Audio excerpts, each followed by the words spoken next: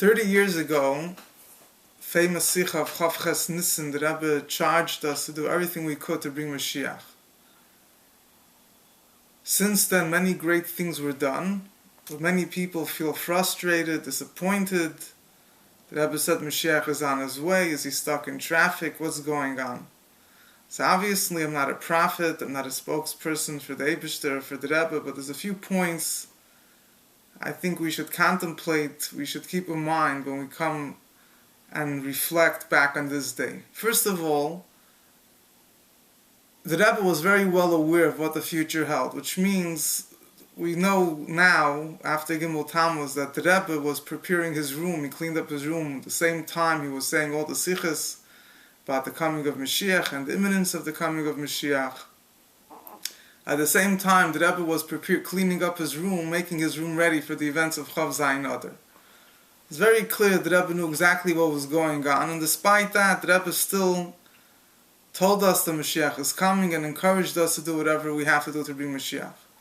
Second of all, as the Rebbe himself spoke about similar circumstances regarding the Frierdiker Rebbe's prediction about the arrival of Moshiach and so on and so forth, as time goes on, doesn't mean that that's a reason to say that it's over and it's not going to happen, Rahman al-Islam, but rather, from the viewpoint of Torah, it's just the opposite way around. If a tzaddik promised that something will happen and for some reason there was a meniah v'ikuf, something held it back, the more time passes, the more of a reason to say that the more mitzvahs and Torah and good deeds that were done after that time took away, sweetened, minimized the blockages that are there, and whatever the tzaddik predicted, whatever Torah predicts is nitzchi, is true, is everlasting. All the kitzim, for example, all the predictions about Moshiach coming in a certain year, which it's important to keep in mind, the Rebbe didn't say particular year or date. The Rebbe spoke about the period, the era.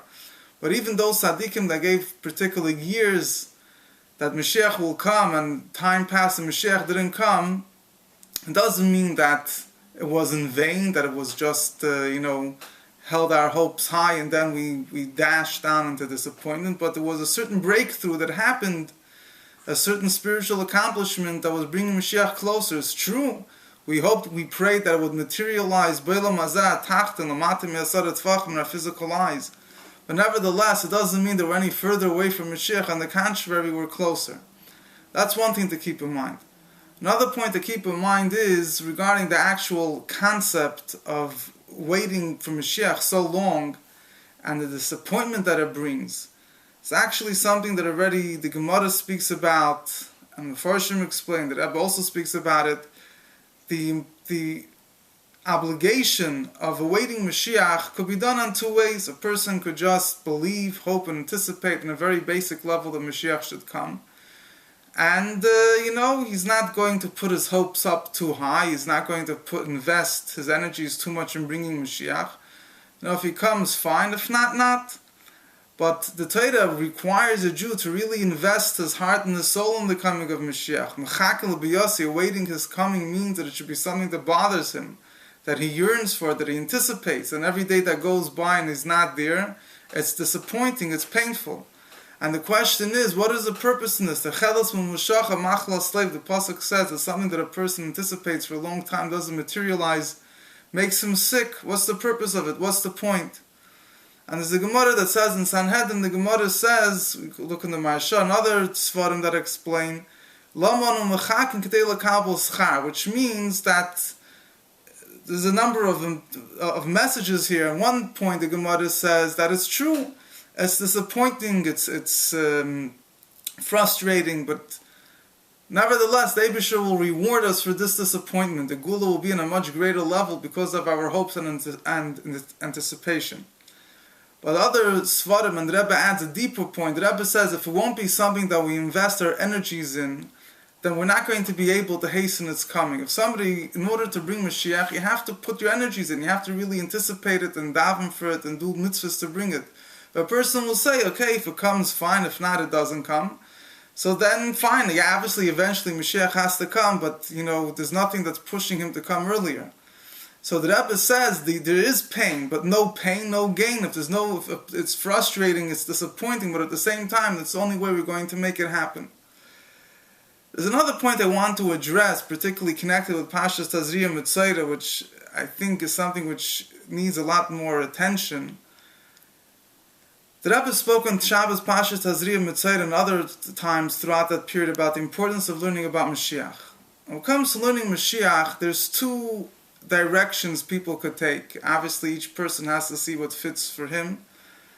But there's one direction which a lot of people take, which is they learn about Moshiach in bite-sized pieces. They have once a week, they have a Moshiach shir, or they read a vart, which is, these things are extremely, extremely important.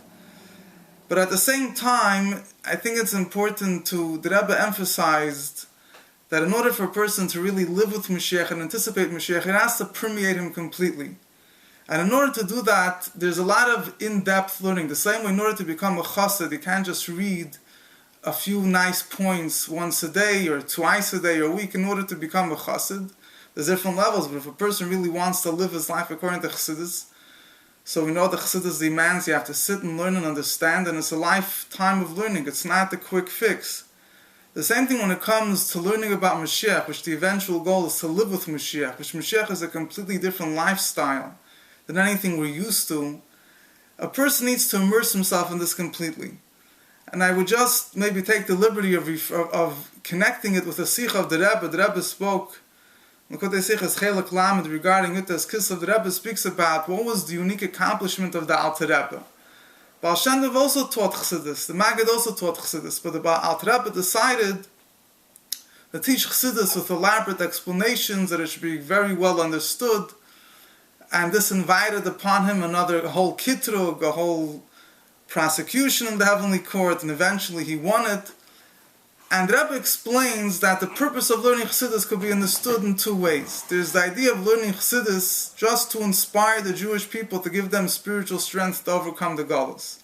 For that, the Rebbe says it's enough to take bite-sized pieces of Chassidus, like the Baal Shem Tov, the Mezritcher Maggid, their style of Chassidus, a Torah, a Vart, inspiring thought, and that's that.